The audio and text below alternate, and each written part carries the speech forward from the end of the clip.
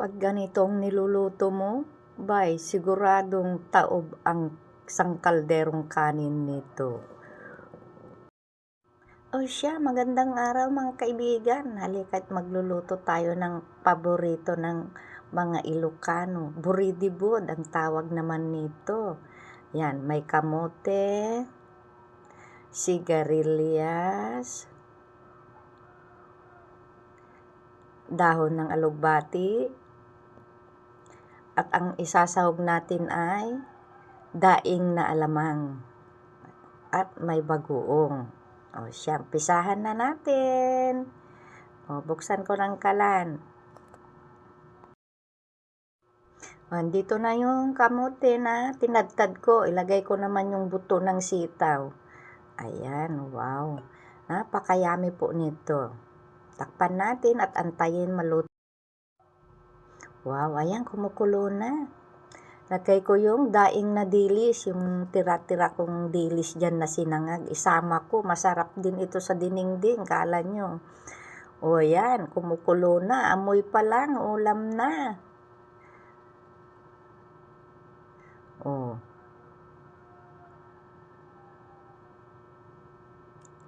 Lagay ko na yung bagoong. Yung bagoong parang marami kasi tinubigan ko na. Yan. Huwag natin nilalagay lahat kasi yung nasa ilalim niyan, tinik-tinik. Ihalo ko para maihalo yung bagoong. Takpan ko ulit. Yan. Antayin natin kumulo, maluto yung bagoong. Ayan. Ilagay ko naman yung sigarilyas. Ang bango-bango, nakakagutom na. Antayin natin ulit maluto. Lagay na natin ang daing na alamang. Nilinisan ko na yan. Tinanggalan ko na yung tinik-tinik sa nguso niya. Para hindi matinik yung bunganga natin pag tayo ay kakain na. O, sunod ko na ang dahon ng alugbati. Ayan, nakakatakam na. Kailangan na natin maghanda ng maraming kanin nito.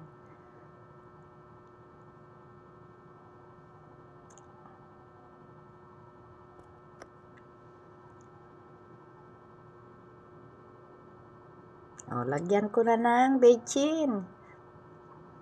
Yan. Lagyan natin ng bechin. Pampasarap, pampalasa. Takipan ko. Wow, ayan na. Kumukulog-kulog na. Lagyan ko naman ng sibuyas. Pang-final na toppings. Lubog natin yung sibuyas para lalabas yung aroma. Yan, tikiman time. Wow, sarap. Ito ang hinahanap kong ulam. Ito na, luto na. Oh, nakakatakam. Nandito pa lang sa kaserola, natatakam na ako. O, try nyo rin magluto ng ganito. Madali lang naman lutuin. Ayan, luto na. Uy. Di ba? Ang sarap. Masarap ito. Ito ang mga paboritong ulamin ng mga Ilocano, yung mga ganitong luto. O siya, hanggang dito na lang ang aking video. At ako'y kakain muna. O, thank you sa pagnunood ninyo. Maraming salamat. Sana wag kayong magsasawang manood sa aking video. Uy, eto na. Kakain na ako. Yan. Sarap, sabaw pa lang, ulam na.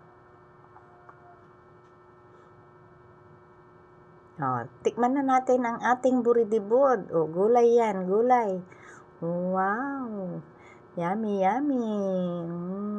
Ang sarap-sarap naman ng ating gulay, buridibod, lutong Ilocano. So, yun lang. Salamat sa inyong panonood. Kung gusto nyo rin magluto ng buridibod, dinengdeng sa Ilocano, abay try nyo na. Sundan nyo lang naman itong aking ginawa. Madali lang gayain yan. So hanggang sa susunod na video ulit. Maraming salamat. Bye-bye.